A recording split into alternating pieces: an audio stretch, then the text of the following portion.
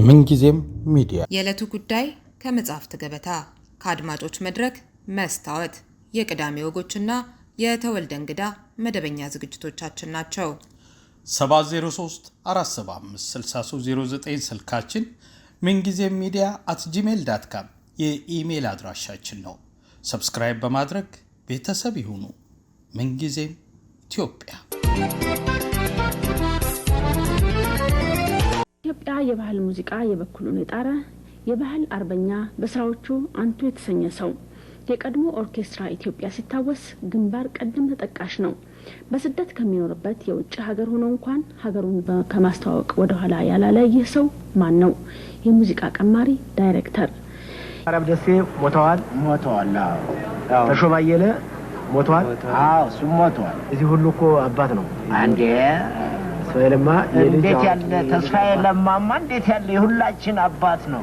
እኛም አለን ሙዚቃ ስሜት የሚያነቃ እኛም አለን ሙዚቃ ስሜት ዛሬ የአዲስ አበባ ዩኒቨርሲቲ ባህል ማዕከል በሆነው የቀድሞ ኦርኬስትራ ኢትዮጵያ ውስጥ ነጥሮ የወጣ ተጠቃሽ የኪነ ጥበብ ሰው በርካቶች እንደሚገልጹት እነዚህንና ሌሎች አንጋፋ ባለሙያዎችን በመያዝ የተቋቋመውን የባህል ቡድን ከግብ ያደረሰ በውጭው ዓለምም ለእውቅና ያበቃ ትጉህ ባለሙያ ህይወቱ ከኦርኬስትራው ህይወት ጋር የተቆራኘና ስራዎቹ ዛሬም ድረስ ሕያው የሆኑ አስተዳዳሪና የሙዚቃ ፈጣሪ ሙያውንና ልዩ ተሰጥኦውን መሳሪያ አድርጎ የመሰለውንና ያመነበትን ከመናገር ወደ ኋላ አላለም። በግጥምና ዜማዎቹ የውስጡን ተንክሷል። አነጋጋሪ የሆኑ ድርሰቶቹ ትኩረት ከመሳብ አልፈው በጊዜው የነበረውን መንግስት ያስቆጡበት ጊዜም ነበር። ዘንዶ የሚለው ዘፈን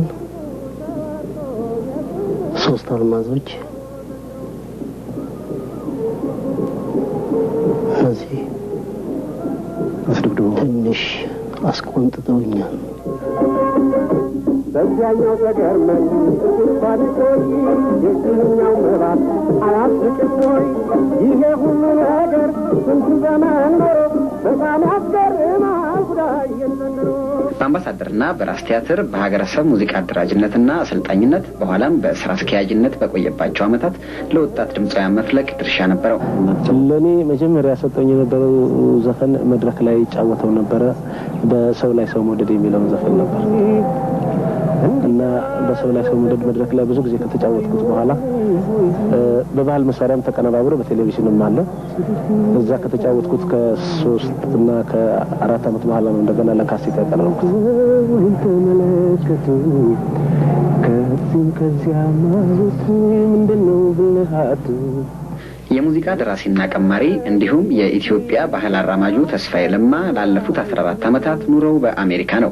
ዛሬ በኩላሊት በሽታ የጤና እክል ቢገጥመው ህመሙ ሳይበረታበት እዚያም የሰራው ቁም ነገር አለ።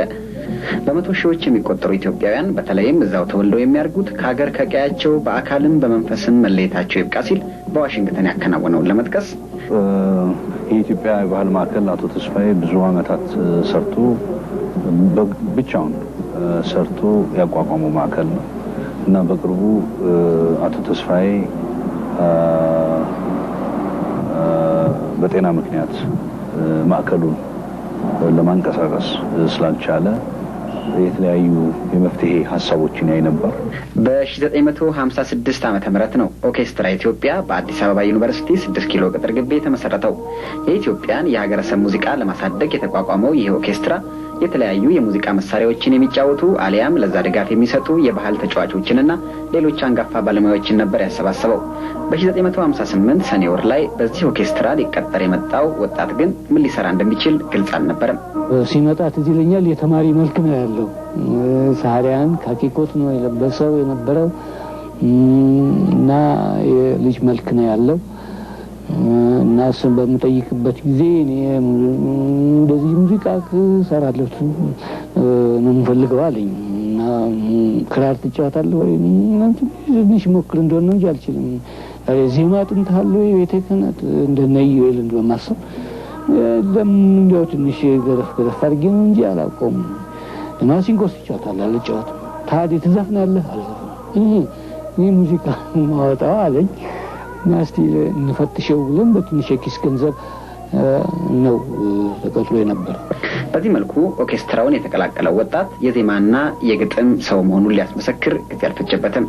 ከዛ የሚያወጣቸው ዜማዎችና ኦርኬስትራው ኢትዮጵያ የሚባለው ሲጫወተው በጣም ፍሬያማ ሆኑ። እነጌታ መሳይ አበበ፣ ፀሐይ እንዳለ ነበሩና ከነሱ ጋር ሆኖ ዜማውን በማስተካከልና በማቀናበር መስራት ጀመረ። የተለያዩ ድርሰቶች ይፈጥራል። ድርሰት እንደማንም ድርሰት አይደለም። በጣም እጅግ ጠንካራ የሆኑና እስካሁን ከሰው ጆሮ የማይጠፉ ልዩ ትዝታ ያላቸው ይጽፍ ነበረ።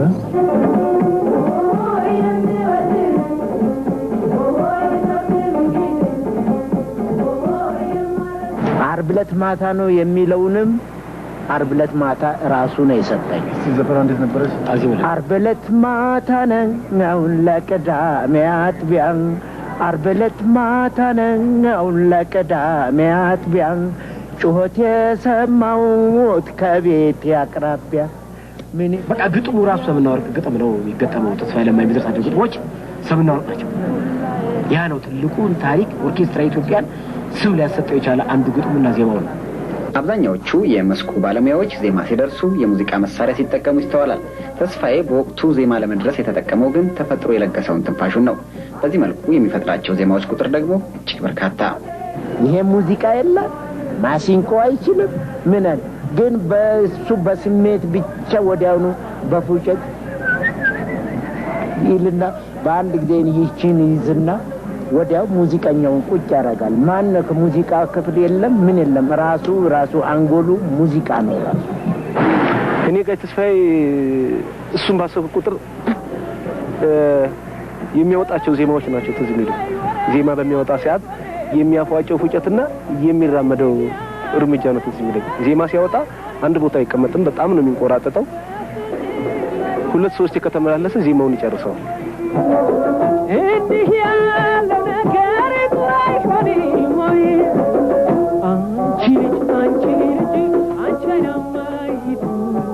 ፈጠራውን እንደዚህ ባሳደገ ቁጥር የተስፋዬ ስም የገነነ፣ ስራዎቹም ይበልጥ እየታወቁና እየጎሉ መጡ።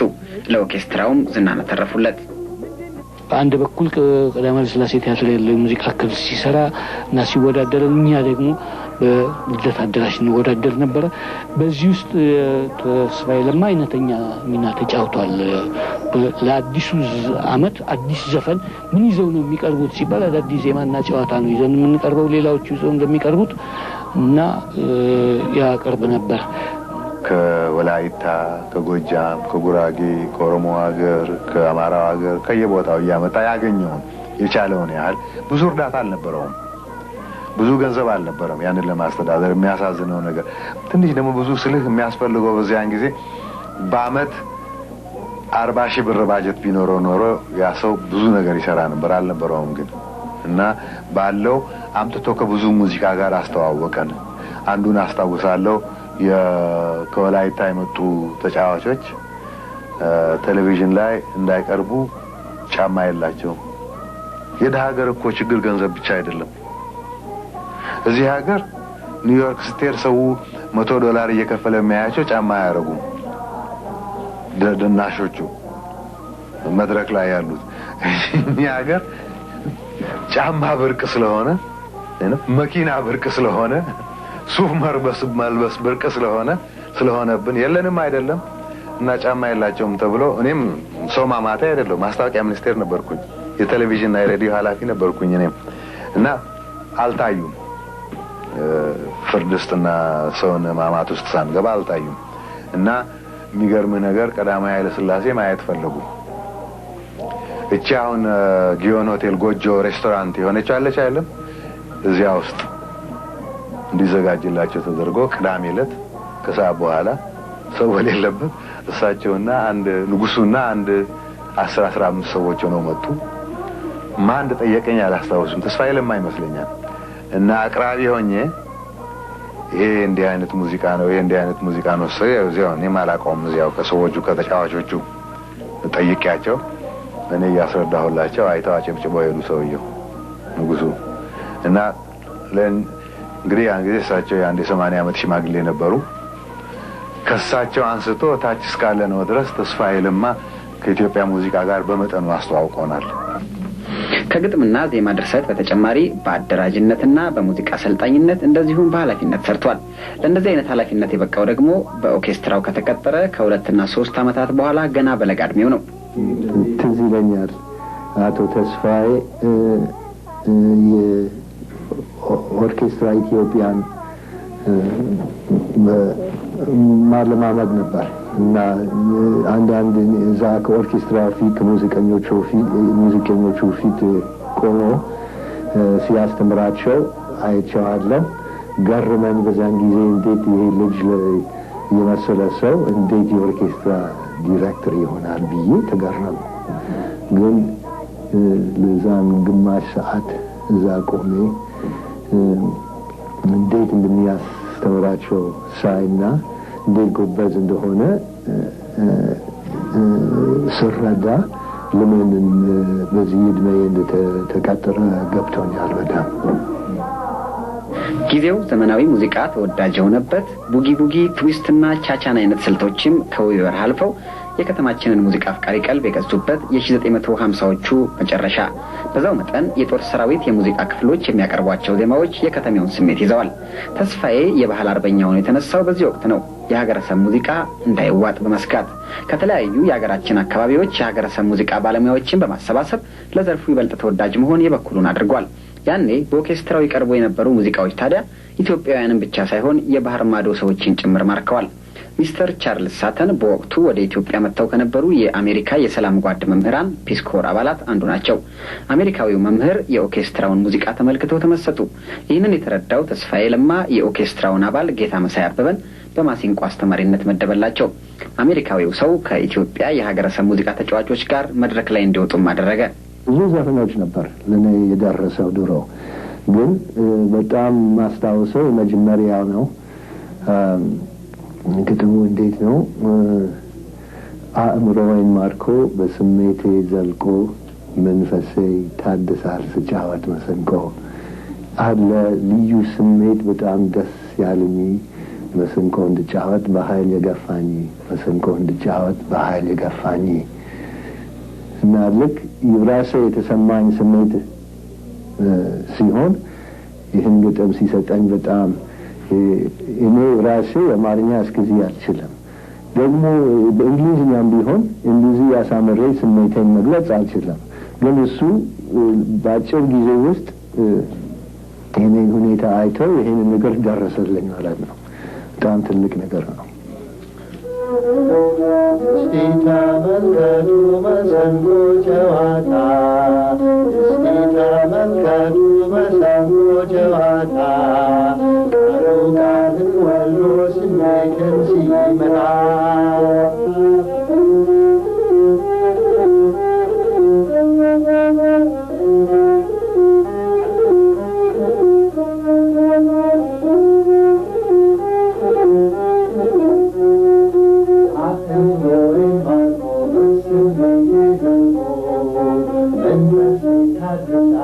ጫወት መሰንቆ አለ ልዩ ስሜት በጣም ደስ ያለኝ መሰንቆን ጫወት በኃይል ገፋኝ መሰንቆን ጫወት በኃይል ገፋኝ እስቲ ተመልከቱ መሰንቆ ጨዋታ እስቲ ተመልከቱ መሰንቆ ጨዋታ ቃሉ ቃልን ወርዶ ስሜትን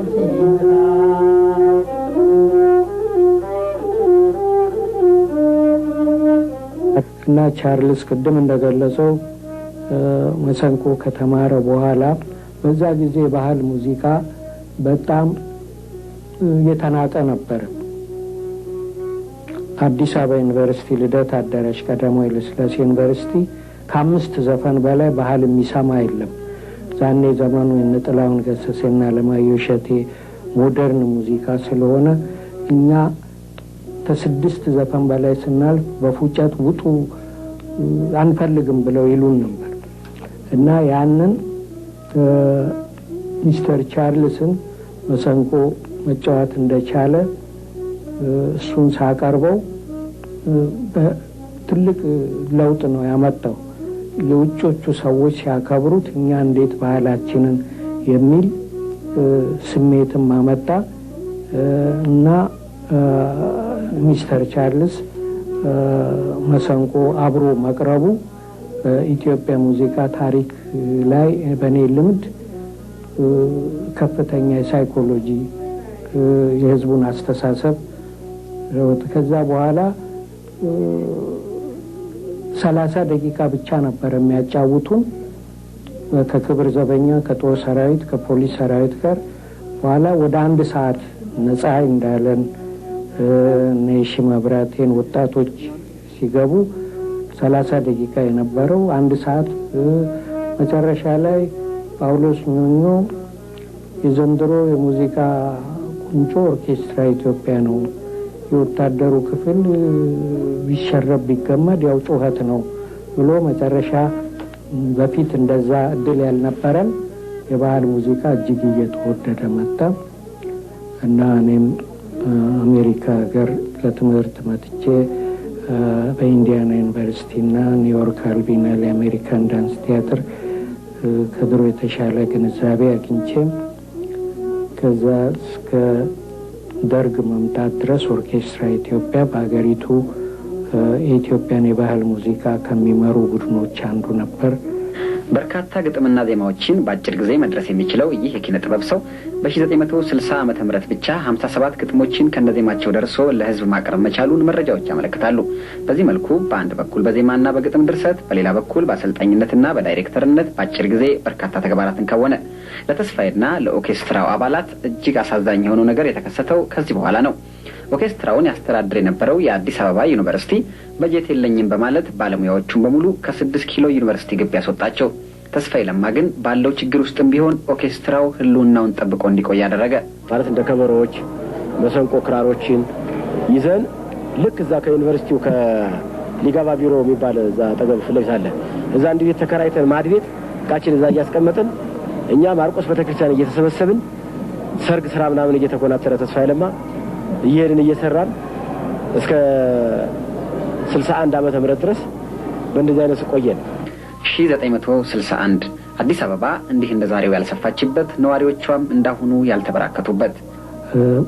እኔ በዛን ጊዜ 19 ዓመት ወጣት ነበርኩኝ እና በጣም በዘመኑ በጣም የተወደዱ የሙዚቀኞች ሙያ ያላቸው ስለነበሩ ዩኒቨርሲቲው አባረረን። ከዩኒቨርሲቲው ወጣን እና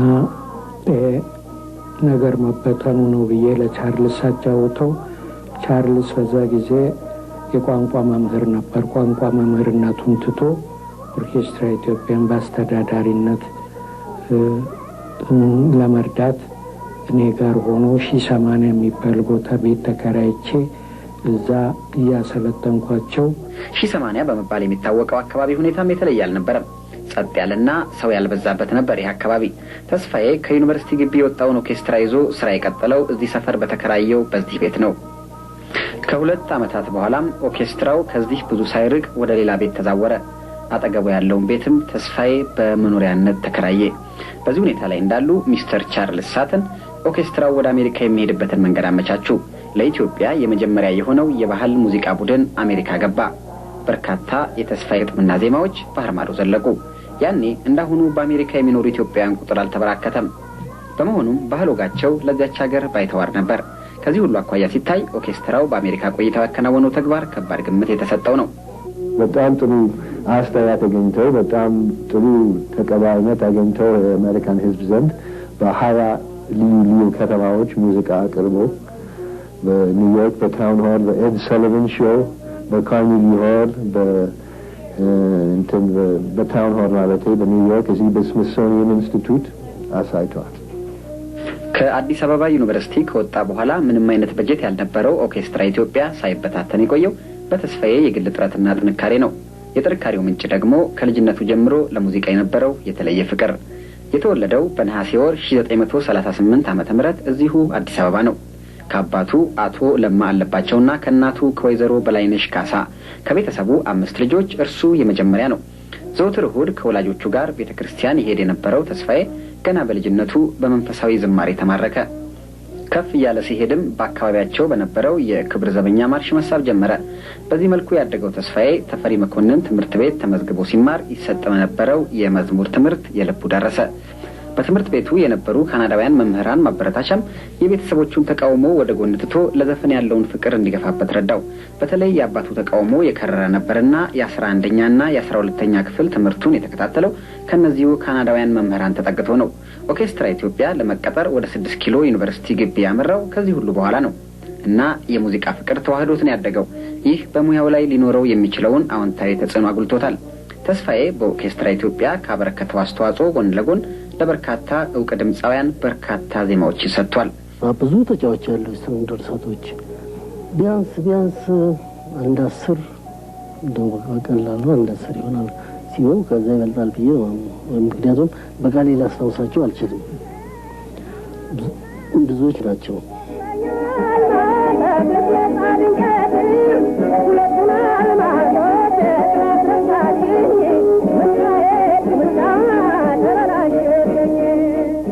ግጥምና ዜማዎቹ የሚፈልቁት በተለያየ ሁኔታ ውስጥ ሆኖ ነው። ሲያዝን፣ ሲደሰት፣ አረፍ ሲል በመንገድ ላይ ሆኖ ሌላው ቀርቶ ስራ ላይ ያለ ሳይቀር ድርሰት አምጦ ይወልዳል። ለምሳሌ አንዴ ማረሳው ኤፍኤም ታምሩ አንቺንም እንደኔ ያርጎሽ ሆነ ለላልበላ ምናምን የሚለው ነገር አንድ የሆነ ስራ ሰራና ማለት የሚፈልገውን ነገር ሰርቶ ደስ አለ እና ዘይ በተለይ ህዝብ ለዝተሪት ለመመር ላይ አንድ ያያቸው ነገሮች ነበሩ። በተለይ እዛ ላይ አደይና እንትን እዛ የባህሪያት አሉ። የነሱ ባህሪያት ለማየት አንድ ስሜት ውስጥ ገባ፣ የፍቅር ስሜት ውስጥ። ከዛ በኋላ ቀጥታ ወደ ቢሮ ገባ። መጽሐፍ ነው የጀመረው። የኔማ ምናምን አለ። ከዛ እቺን ድራፍት እንደ መነሻ ረቂቋን ሰራ። ከዛ በኋላ እስቲያው ላይ አየሁት። ቀጥሩ ስራ ነው ወደ ታይፕ ተደረገ ምናልና ሙዚቃ ቤት እንዲህ አይነት የሚያስታውሳቸው ነገሮች አሉና በጣም ክሬቲቭ ነው፣ ይፈጥራል። ቀለል ባለ መንገድ ነው። አንቺንም እንደ አርጎሽ ይሆን ወይ ምግብ አለበላ ብሎሽ ነበር ወይ ሌሊቱም አለጋ። በተለይ ለኢትዮጵያ የሀገረሰብ ሙዚቃ ባለውለታ ነው ቢባል ይበዛበት ይሆን?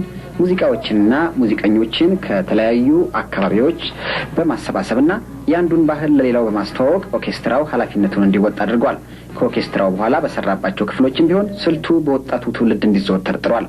እኔ ከዘመናዊ ሙዚቃ መሳሪያ መስሎኝ ነበር እንደውም ለመቀጠር የመጣሁት ሲሆን ሳይ የሙዚቃ መሳሪያው የባህል መሳሪያ ማሲንቆ ክራር ነውና እኔ ከዚህ ጋር ተጫዋች አላውቅም። እንዴት ነው የሚሆነው ስለው እናንተ ናችሁ ዛሬ የባህል ሙዚቃ መሳሪያ እንዲወደድ ማድረግ ያለባችሁ እናንተ ናችሁ፣ ወጣቶቹ ናችሁ። የባህል ሙዚቃ መሳሪያ ዛሬ የባህል ሙዚቃ መሳሪያ በሽማግሌዎቹ እጅ በጡረታ በተገለሉ ሰዎች እጅ ነው ያለው። ጋይ ተስፋዬ እንግዲህ ለኔ ከሰጠኝ ውስጥ ፍየል ቅጠል እንጂ አትበላም እንጉዳይ በጥርሷ 30 እኛም አለን ሙዚቃ ስሜት የሚያነቃ እኛም አለን ሙዚቃ ስሜት 703-475-6309 ስልካችን ምንጊዜም media@gmail.com የኢሜል አድራሻችን ነው። ሰብስክራይብ በማድረግ ቤተሰብ ይሁኑ። ምንጊዜም ኢትዮጵያ